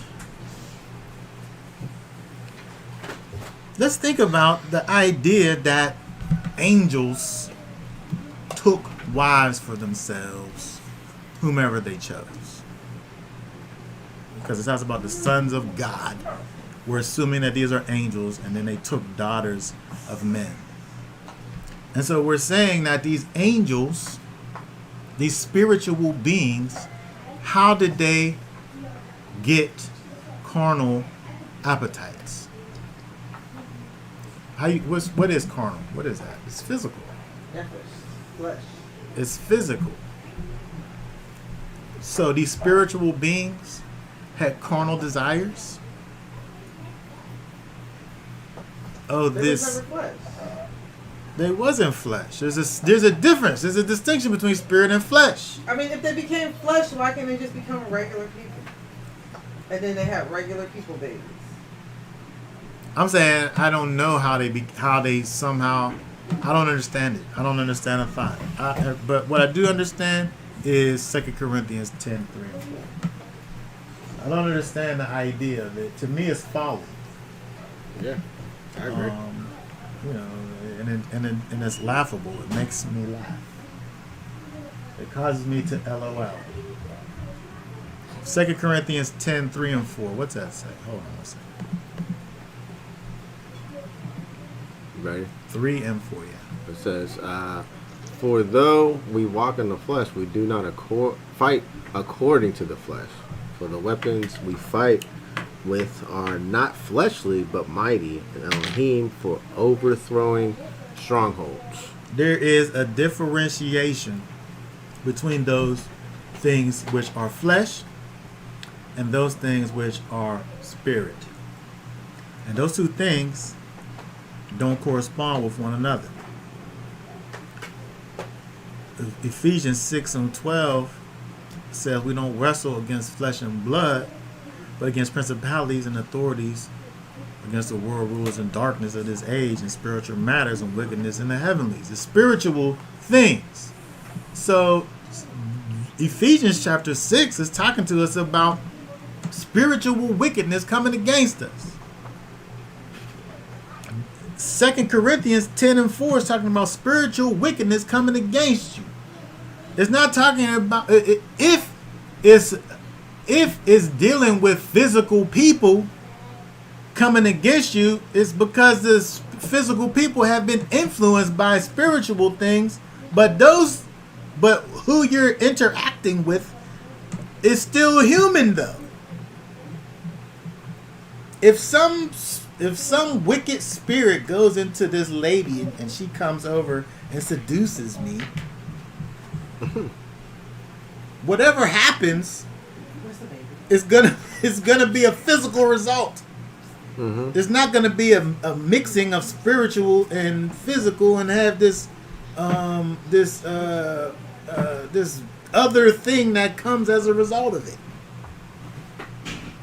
Because there's physical and there's spiritual, and these two things aren't the same thing. And so if you say that a spirit comes upon a person, how do we get these physical things that manifest as a result of it? It don't make sense. It don't make any sense. For me, was that in 1 Corinthians is what I always use for when people like to use the angels, or 1 Corinthians, what is this, 15? Exactly. 38? Oh my goodness. It's like, Hold on, let me go to 1 Corinthians 15. Like, we have to really understand this. Like, this is so important. 30 what? 38. Yeah, it says, "But Elohim gives it a body as he wishes, to each seed a body of its own. All flesh is not the same flesh, but there is one flesh of men, another of flesh of beasts, and another of fishes, another of birds. And there are heavenly bodies and earthly bodies, but the esteemed of the heavenly is truly one, and the esteemed of the earthly is another." So like, It's another thing. yeah, they're not supposed, they don't mix. Like, It's not even that That's out they of don't order. suppose. Like, they don't. Your things don't match with their things. You can't go over and look at a bird and say, "Oh, that's a beautiful bird. I want to have bird babies." right. Well, you ain't supposed to think like that. People You ain't think supposed to think but like yeah, that, but if you did think like that, you can't make it it happen. won't not happen. Right, right. This is really explicit. But what we're saying over here is that we only think about Genesis chapter 6, 1 and 2 as being angels mixing with humans because of Book of Enoch, which talks about these Nephilim being 450 feet tall. But then somebody will say, "I'm gonna spit that bone out." Okay, eating. So, okay, eating the meat and spitting out the bones, put the verse in the comments over there. What verse is that? Drop it in the comments. You know that's what you was told before. I don't know what verse that is, but whatever verse that is, just put that over in the comments. I'm gonna eat the meat and spit out the bones. Put the verse in the comments. Alright. I'm saying that Matthew 22 and 30 is almost a deal breaker for me. I'm saying it basically is. This is the crusher right here. This seals the deal. What do verse 30 say? Hold on, let me scroll up some verse. Actually, let's get the context. Start at 23 and read down to 30. On that day, Sadducees, who say there is no resurrection, came to him and asked him, saying, Teacher, Moshe said that if anyone should die, having no children, his brother should marry his wife and raise offspring to his brother. And there were with us 7 brothers, and the first died after he had married, and having no children, left his wife to his brother. And in the same way, the second also, and the third unto the 7th, and the last of all, the women died too. At the resurrection, then, whose wife of the 7 shall she be? For all had her. And Yeshua answered, said to them, You go astray, not knowing the scriptures, nor the power of Elohim.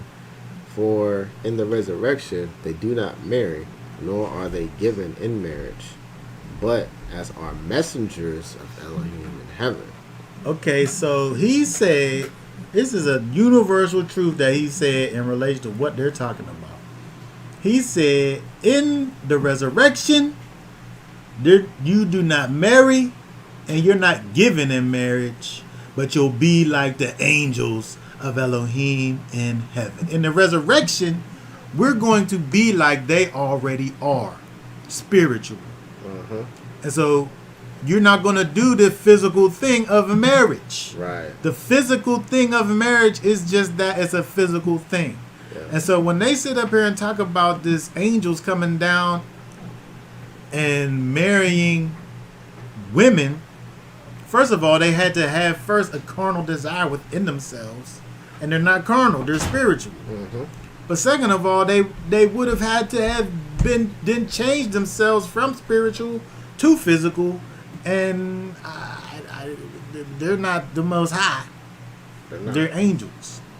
Right. And so this whole thing, if we're going to be spiritual like they already are, it don't make sense for you to think about them having this physical experience when they're already above the physicalness. Like, they're spiritual. They don't have physical yearnings and desires like we do. We're physical. They're spiritual. Right. And so the whole idea of the sons of Elohim being angels, it doesn't make any sense to me, and it don't make any sense according to what we've looked at over here. And another thing is that when you think about, it's interesting, when you think about the Book of Enoch, let's just say this. This is something, and let's look at this first. This is something that helps me to form a few doctrines. We look at Matthew 23. Matthew 23, read for us 1 through 3. Then Yeshua spoke to the crowds and to his top ones, saying, The scribes and the Pharisees sit on the seat of Moshe. Therefore, whatever they say to you, to guard and do, but do not do according to their works, for they say and do not. Okay, so we see over here Messiah, Yeshua, telling the people to do what the Pharisees do. Do what the Pharisees do. And so as it relates to many things, this helps me to understand what then I should be doing. Because Yeshua said, do what they do. And so when we think about Yeshua and his doctrines, the things that he said, the way that he taught, he was most critical to the Pharisees. Yeshua was. Probably because essentially he was a Pharisee. The Pharisees were the ones they were the possessors and the distributors of the Torah. If you wanted to learn the Torah, you went to the Pharisees. Paul was a Pharisee. Yeshua said, listen to the Pharisees. And so when we look at the Pharisees and their doctrines and history and who they became, Rabbinic Judaism is the son of the Pharisaic movement.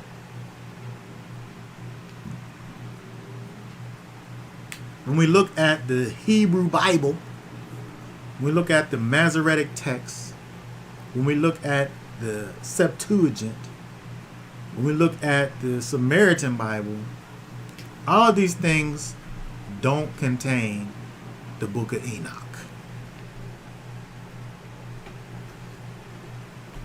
None of them do. When you look at the ancient lists of canon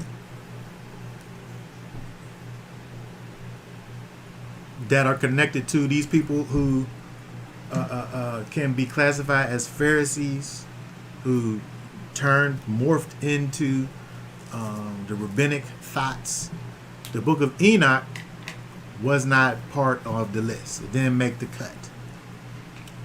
The Book of Enoch, which was something that probably was written in the intertestamental times, like around the Maccabee times, was when it was even written.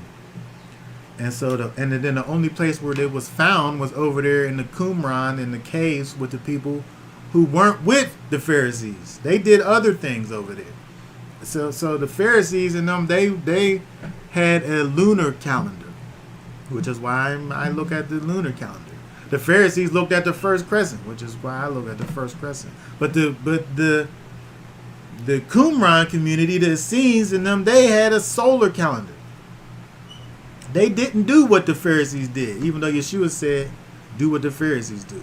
They're the ones who had the, they looked at the solar calendar. And so they had the Book of Enoch over there where they were. The Essenes did. So we could find the Book of Enoch in the time of Yeshua. But the people who was with Yeshua and the people who Yeshua said to listen to, they didn't have it.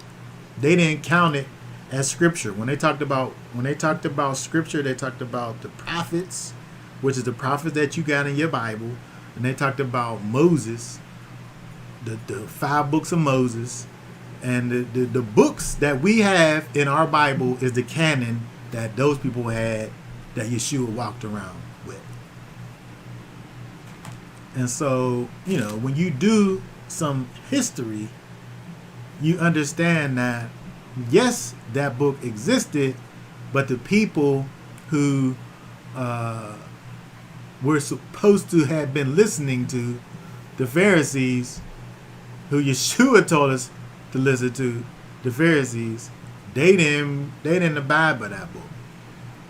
And then, so what about the people who say, well, Jude, the brother of James, quotes it, so therefore it must be scripture?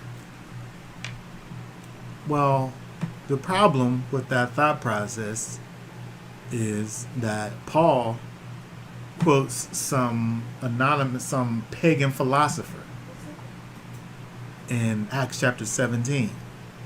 Paul quotes a pagan philosopher. So does that mean that the pagan philosopher is scripture? Or is Paul making a point? Well, he's obviously making a point. That's not scripture. And so just to say that somebody quotes it, and that someone happens to be the brother of James, who was a leader of the church in Jerusalem, is not to say that it only proves that a book of Enoch was in existence. The one that we have is that what Jude says, and whatever that is, Jude 1:14, I think it is. Whatever he wrote, whatever he says is almost exactly what it says in the Book of Enoch. However, that don't mean that verifies that as being scripture. The whole thing, too. Right, the whole thing. Yeah. Because, like I said, if that's the case, then what Paul does, the apostle of Yeshua, what he does is making this pagan philosopher scripture. Like he's simply making a quote, right? It's a contemporary work. It is a contemporary work, and so you can't make that argument, but people make it. People do make it. But I'm just saying that I, for one, am not someone who does make it because of what we just already looked at. Like the things that we see in the scripture actually prevents us. It should prevent you from believing that this book is like it's like the Lord of the Rings or something. It's like it's science fiction. It does go out there. The Book of Enoch. But from a historical standpoint, we're able to understand that out of all of the different groups and their canons that they came up with, what we know of as the Old Testament, whether it was rearranged or different order or what have you, the books is the same. The books remain the same. When we think about the Septuagint, the Septuagint can go back to the 3rd century BC, all the way up to the time that Yeshua walked the earth. The scholars are able to look and see that in the New Testament, there's over 300 references to Old Testament scriptures. And so out of those 300, a third of those, they're able to connect to the way the Septuagint is written. So they're able to say that certain scriptures, the way that they're written, certain verses in the New Testament that are quoting from the Old Testament, they're able to connect them. They're able to say that when he said this or that he got that from the Septuagint. The Septuagint don't contain the Book of Enoch. The Hebrew scriptures, the other 2/3 of the quotations don't contain that book. And so, this is something that we have to think about. And again, and do what Yeshua said to do. He said, do what they do, the Pharisees. They didn't follow that book. And so why should I follow it? Especially when it's trying to get me to understand that regular women are having 135-foot babies. It doesn't make any sense. It's crazy. And then, moreover, when we go back to Genesis, in the Enoch thought process, the Book of Enoch thought process, you have angels basically coercing these regular women and marrying them. But the punishment is to man. And so the man, the weaker situation, which would be the human who's basically overpowered by these spiritual beings, and the man is the humans are the ones who are destroyed as a result of this. How fair is that? It don't seem fair at all to me. It just adds too much. I just like to stick with the scripture. Well, I'm saying that the scripture, it's hard to really make the scriptures say that, based on the fact that if I know who the Most High is and how He operates, what I see in Genesis chapter 6, 1 through 4, is this thing that happens and then a judgment that comes as a result of it. But if we say that it's the angels that instigated the whole thing, they should be the ones that get judged and not the man.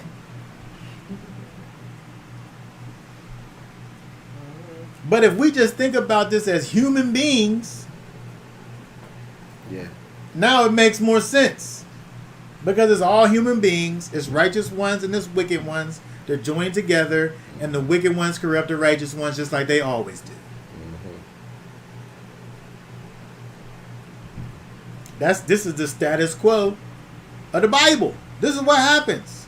It don't gotta have no spiritual influence to cause righteous men to deal with wicked women.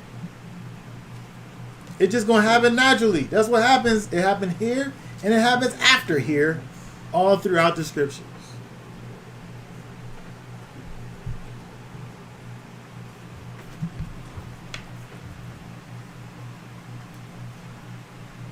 And the other thing, if there's Nephilim here that we're calling giants, and we're after the flood, we shouldn't see these ones no more, right? Oh, unless maybe they're so tall when the flood comes, all they gotta do is just stand up. If you that tall, yeah, like So the flood didn't even you can walk over to the a high flood didn't mountain. even and, How affect them. tall was the pool water? The Nephilim was 3 cubits according to 300 cubits, which is 450 feet. that's tall. That's They tall. could have just stand up. the various levels of elevation on the planet. They could have walked somewhere and just sat down. Yeah, just chill. I'm saying now, these is all men. It's righteous men, the sons of Elohim, and wicked ones, the daughters of men. The sons of Seth, the sons of Elohim, the daughters of men, the daughters of Cain. These women who were off, not following after the Most High, and the sons that were, them coming together, and out of that wickedness came these men of renown who now, can we say that there was spiritual influence? Okay, I'll take spiritual influence all day long. But when we come to sit up here and start talking about giants, like, this word don't have to mean giant. It don't have to mean giant, Nephilim. It could just mean a bully. It could just mean a tyrant. Right? And so, what's the guy who beat up Popeye? Brutus was a Nephilim. He was a bully. He was a tyrant. But he wasn't 450 feet tall, though. Right. The giants that we even if they find evidence that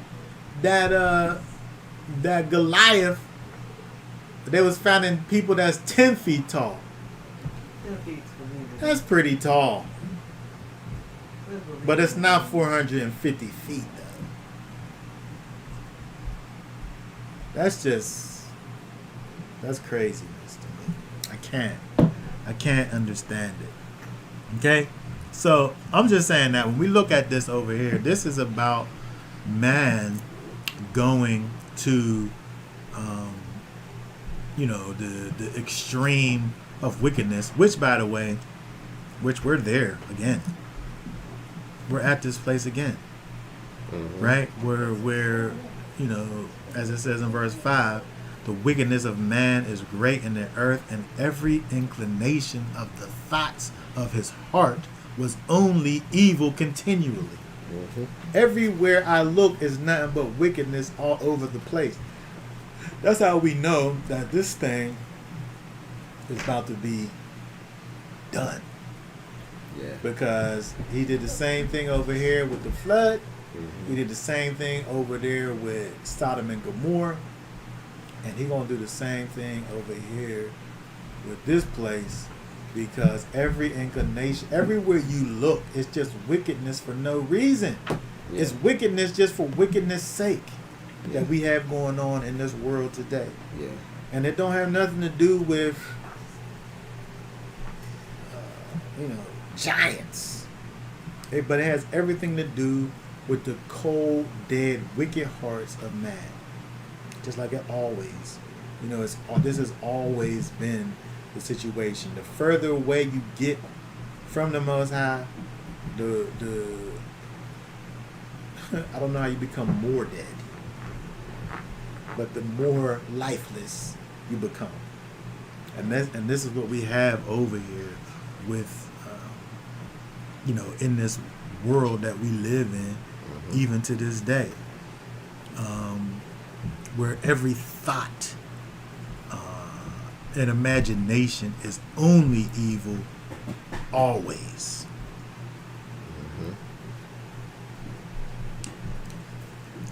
And so it's interesting that when we look at this, right, we see that in light of the way that the earth at that time was moving, where the decision that the Most High came to execute judgment, and then in the midst of all of this, we see a glimmer of hope.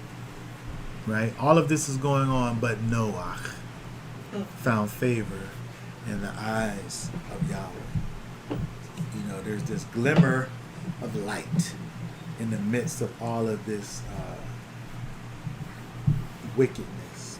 And so it's interesting that we see, again, it's a pattern that we see inside of Scripture that is dealing with man by himself. Like, we as humans are able to do bad by ourselves.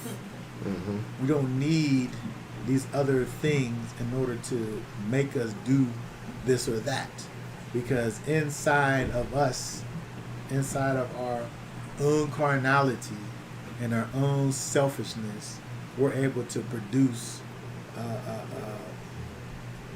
I don't want to speak about wickedness as being great, but these people are able to create greater wickedness every day. And but this is a kind of a pattern that we see in humans throughout Scripture. Okay?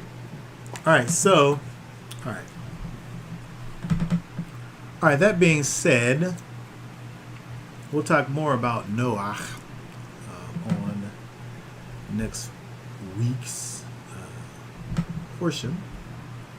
Does anybody have any last questions, comments before we are done here?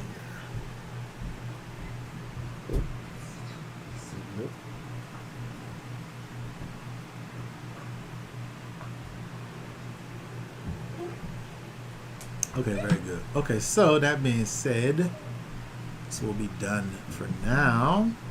Y'all willing, we'll be back on next Shabbat to continue with our look at the book of Bereshit. We'll see what's going on with Noah and the flood, and so on and so forth. So for now, we'll say Shabbat Shalom. Shabbat Shalom. And y'all willing, we'll be back on next